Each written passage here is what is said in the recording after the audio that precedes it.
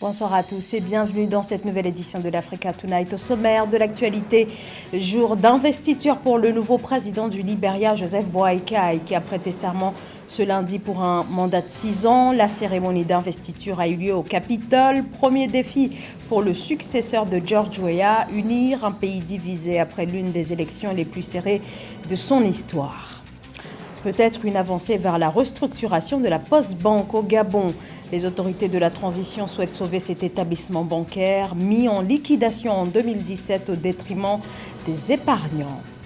Puis la suite de la Coupe d'Afrique des Nations. Place à la troisième journée avec ce duel attendu ce mardi. Sénégal-Guinée, le Sili national joue sa place pour les huitièmes de finale de la compétition. Anthony Blinken a débuté ce lundi une tournée d'une semaine en Afrique de l'Ouest, première escale au Cap-Vert avant de rejoindre la Côte d'Ivoire, puis le Nigeria et l'Angola.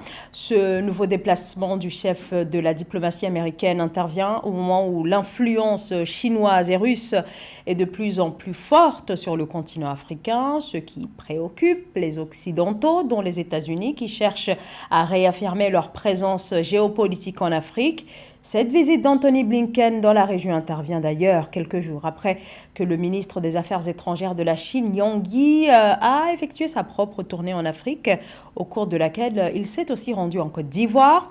S'agissant de la visite du secrétaire d'État américain, il sera surtout question de croissance économique. Les États-Unis présentent aussi cette tournée africaine comme devant également permettre notamment d'encourager les pays à faire, je cite, de la sécurité des civils lors d'opérations militaires et la promotion des droits humains et du développement des communautés des priorités.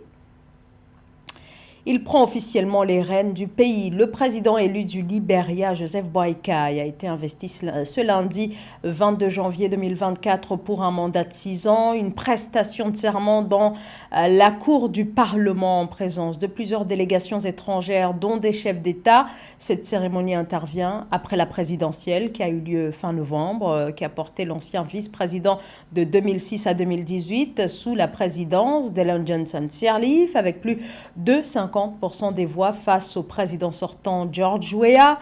Le nouveau président entre en fonction alors que ce pays ouest-africain de 5 millions d'habitants attend des réponses concrètes quant à la lutte contre la pauvreté et la corruption. Je vous propose d'écouter le président Joseph Boakai, c'était ce lundi à son investiture. Cette journée marque la célébration d'une nouvelle étape dans notre démocratie. C'est un moment historique et de fierté pour tous les Libériens marqué par une transition pacifique du pouvoir entre deux présidents. Il s'agit d'un événement rare et d'une rupture avec notre passé récent. Je suis venu raviver l'espoir, nous repositionner sur notre chemin national. Je suis venu nous rappeler que même si le hasard de notre naissance a fait de nous un peuple diversifié, nous devons utiliser notre citoyenneté libérienne pour faire de nous un peuple unique, car seul un peuple uni peut construire une nation. Et où prévoyons-nous d'emmener le Libéria dans les 6 prochaines années ? Nous devons recentrer nos énergies politiques. La campagne électorale étant désormais derrière nous, j'embrasse tous mes compatriotes libériens d'ici et dans la diaspora. L'une des bonnes choses mises en lumière par la campagne et facilitée par les médias sociaux est que les Libériens de tout horizon ont eu l'occasion d'engager une conversation nationale sur notre passé, notre présent et nos perspectives d'avenir. Comme on le dit, nous devons travailler ensemble ou échouer séparément. Le président Joseph Boakai a été victime d'un malaise en marge de son investiture, mais selon les sources locales, son état de santé serait désormais stable. Le second tour des élections locales est fixé au 4 février prochain en Tunisie. L'ICIE, l'instance supérieure en charge des élections, a dévoilé ce lundi le calendrier officiel. Un peu plus de 4 millions d'électeurs sont appelés aux urnes pour choisir leurs représentants locaux. La campagne électorale pour ce second tour a été lancée dimanche 21 janvier et prendra fin le 2 février. Pour rappel, le premier tour de ces élections locales a eu lieu le 24 décembre 2023. Il a été marqué par un taux de participation de seulement 11,84%. On en vient maintenant à la situation inquiétante des épargnants de la Poste Banque au Gabon. Ceux-ci attendent toujours le remboursement de leurs épargnes. Leurs économies sont bloquées depuis 2014, mais il y a peut-être encore un espoir avec les récentes annonces du gouvernement de transition qui s'est exprimé sur la restructuration de l'établissement, toujours en gestation. Les précisions de Samantha Saberou Saboubanga. Contrairement au projet de liquidation programmé contre Poste Banque, le gouvernement gabonais de transition a prévu une ligne budgétaire de 13,7 milliards de francs CFA pour la restructuration et le remboursement des petits épargnants Poste Banque. Une information contenue dans le projet de loi de finances exercice 2024. En réalité, les gouvernements africains payent tout ce qu'ils doivent payer aux institutions commerciales privées, mais quand vient le moment de travailler avec les institutions publiques, ils ne payent pas ce qu'ils doivent payer, et c'est bien dommage. La situation de la Banque postale du Gabon et de la responsabilité du gouvernement, il est donc logique que celui-ci se rende bien compte qu'il a vraiment besoin de la Banque postale pour faire de l'inclusion financière, parce que finalement, les banques commerciales ne veulent pas aller là où elles ne sont pas rentables. Et maintenant qu'on va payer les petits épargnants, je pense qu'il est important aussi que la Banque postale se dote d'un fonds de garantie des épargnants. Ça permettrait justement qu'en cas de problème, le pays ou la banque elle-même se dote des moyens de pouvoir être en mesure de rembourser les petits épargnants. C'est une disposition utile. L'enveloppe financière prévoit 10 milliards de francs CFA consacrés au remboursement des petits épargnants de cette structure en faillite depuis 2017 et 3,7 milliards de francs CFA pour la restructuration de la société.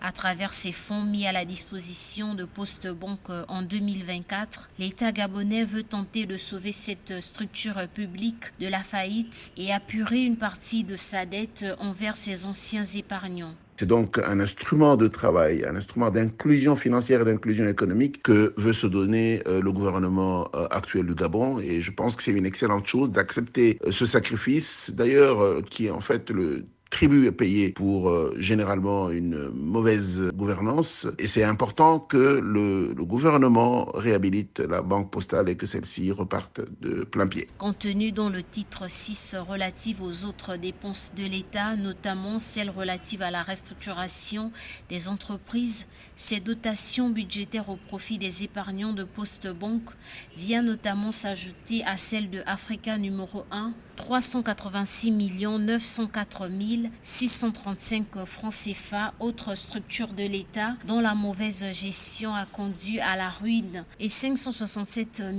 681 822 francs CFA pour autre restructuration. S'inscrivant dans la lignée de la consolidation des acquis sociaux, ces dotations devraient sans aucun doute en soulager plus d'un.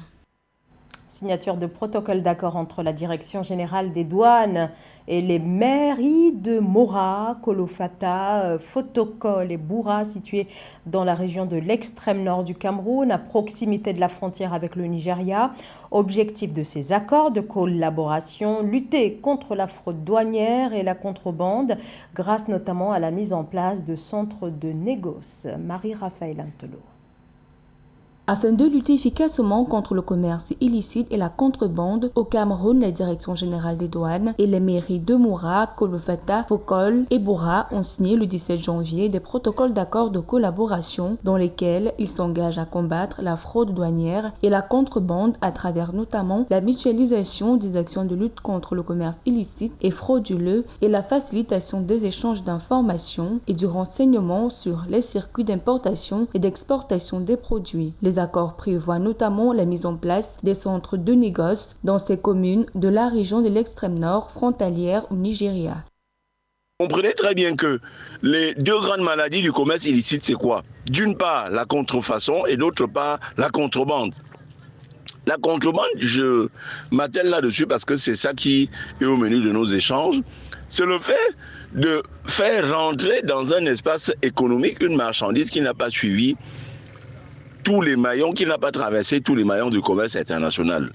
D'après les services de douane camerounaises, la contrebande fait perdre à l'État du Cameroun annuellement environ 200 à 250 milliards de francs CFA. Le carburant, les vins et spiritueux et les produits pharmaceutiques constituent 90% du volume des marchandises de contrebande en provenance du Nigeria vers le Cameroun. C'est une bonne chose que la douane et puis penser à s'appuyer sur une démarche participative pour lutter contre le commerce illicite qui se développe à la frontière dans la région de l'extrême nord du Cameroun. Mais qu'est-ce qu'il faut faire maintenant? Il faudrait que de ce côté-ci, qu'on ne mette pas simplement des centres de négoce, qu'on puisse mettre ce qu'on appelle techniquement en commerce, les ERP, établissements recevant du public, supérettes, supermarchés, très grandes surfaces, qui contiennent à peu près 20, 30, 40, 50, pourquoi pas 70 ou 80% de ce que les gens traversent la frontière pour pouvoir aller chercher de l'autre côté. La mise en œuvre de ces centres de négoce à Mora, Kolofata, Protocole et Bora permettra non seulement de lutter contre la contrebande et la fraude douanière, mais aussi de générer des emplois directs ou indirects, ce qui pourrait bénéficier à la jeunesse des communes considérables, selon le ministre des Finances, Wilpaul Motazé. Selon les termes de l'accord, les mairies devront contribuer à la sécurité et à la surveillance des marchandises à l'intérieur et aux alentours de ces aménagements en collaboration avec les forces de sécurité. C'est l'un des plus grands champs gaziers d'Afrique, le GTA, qui signifie Grand Tortue. À Meyim, il s'agit des noms donnés au bloc d'exploration situé à la frontière maritime du Sénégal et de la Mauritanie. Cet immense champ gazier, dont les réserves sont estimées à 1400 milliards de mètres cubes, placera les deux pays parmi les grands producteurs africains de gaz. Le projet dont l'achèvement était prévu en 2023 pourrait finalement entrer en production cette année 2024. Tchekomar Kamara. Le Sénégal et la Mauritanie ont décidé de lancer un audit des coûts pétroliers du projet Grand Tortue Ahmeyim GTA. La décision prise au terme d'une réunion de travail entre les États parties tenue les 18 et 19 janvier 2024 intervient dans un contexte marqué par une hausse des coûts des produits pétroliers et un retard de 28 mois dans l'exécution de ce projet gazier. Il faut bien surveiller le coût pour savoir ce qu'on aura derrière. C'est pourquoi nous avons engagé naturellement un audit des coûts pétroliers pour savoir exactement ce qui a été dépensé et en toute transparence, mais dans le cadre du partenariat qui nous lie avec BP, nous verrons et dans le détail ce qui a été dépensé parce que ce projet, nous le savons, constitue un espoir et une grande attente de la part de nos populations. Concernant l'avancement des différents éléments du projet, Nani Ould Chourouga, ministre du pétrole, des mines et de l'énergie de la République islamique de Mauritanie, a annoncé que le taux d'exécution des travaux est de 91% selon le dernier rapport de décembre 2023. Le dernier rapport qui nous a été parvenu par les contractants indique un taux d'avancement de 91%. Et nous osons espérer, dans grand espoir, que les premiers gaz puissent être livrés ou mis en exergue à partir du troisième trimestre de cette année, Inch'Allah. Globalement, ces retards, naturellement, comme l'a dit M. le ministre, ont une incidence sur l'ensemble des indicateurs socio-économiques et financiers du projet. Tel a été l'objet de nos réunions pour l'identification de tout cela. Les ministres en charge de l'énergie du Sénégal et de la Mauritanie ont également annoncé le report du démarrage de la production du projet gazier Grand Tortue Ahmeyim GTA au troisième trimestre de l'année 2024. Le projet qui devait être livré depuis avril 2022 accuse un retard de 28 mois. Pour une meilleure gestion de ce projet gazier, la Mauritanie et le Sénégal ont mis en place un mécanisme avec lequel ils devaient procéder au partage des revenus du champ GTA. Dans cette option, l'opérateur British Petroleum BP a engagé toutes les dépenses pour ensuite les récupérer au moment du partage des bénéfices. La suite de la troisième journée de la Coupe d'Afrique des Nations avec cette rencontre très attendue. Guinée-Sénégal, ce mardi 23 janvier. Les deux pays vont s'affronter pour la finale du groupe C. Le Sili national qui a fait un grand pas vers une qualification pour les huitièmes de finale de cette CAN aura fort à faire face aux Lions de la Teranga, les champions en titre. Nabila Kamara. Le Sili national de Guinée affronte les Lions de la Teranga ce mardi 23 janvier 2024 au compte de la troisième journée du premier tour de la 34e édition de la CAN Ivoire 2023. Après sa piètre performance face à la Gambie lors de sa deuxième sortie, Les supporters guinéens pensent que l'élan est désormais pris par les joueurs de Kaba Diawara pour la conquête du trophée. Mais il faut revoir certains paramètres techniques et le type de classement pour contrecarrer les Lions de la Teranga, tenants du titre. La prestation de l'équipe nationale Sili de Guinée, c'est positif chez moi. Demain, on va battre le Sénégal. Ça, rien à dire. Il n'y a pas de match entre Guinée et Sénégal. Ils vont se battre pour battre le champion d'Afrique. Et demain, on sera le champion d'Afrique. Demain, c'est une rencontre très sérieuse parce que nous jouons avec le détenteur du trophée de l'an passé. Donc vraiment, je pense bien que demain, Sili va gagner. Dans quelques heures, Guinéens et Sénégalais vont être aux prises pour se disputer les 3 points de leur premier à cette 34e édition de la CAN. À Conakry, les avis des supporters convergent notamment sur la performance des joueurs guinéens.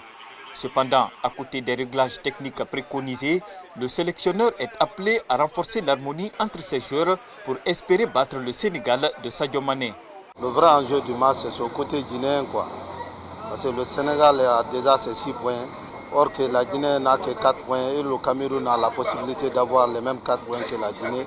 Il faut que Kaba Diawara met une équipe très solide, même s'il ne joue pas la victoire, mais il faut qu'il joue un match nul pour que la Guinée puisse avoir les 5 points. À quelques heures du coup d'envoi de cette affiche, l'ambiance est électrique dans la capitale guinéenne. Les supporters du Sili national pensent que l'équipe va faire une démonstration de force et remporter les 3 points de cette confrontation. C'est la fin de ce journal. Merci à vous tous de nous avoir suivis. Restez avec nous sur Africa 24. L'actualité continue.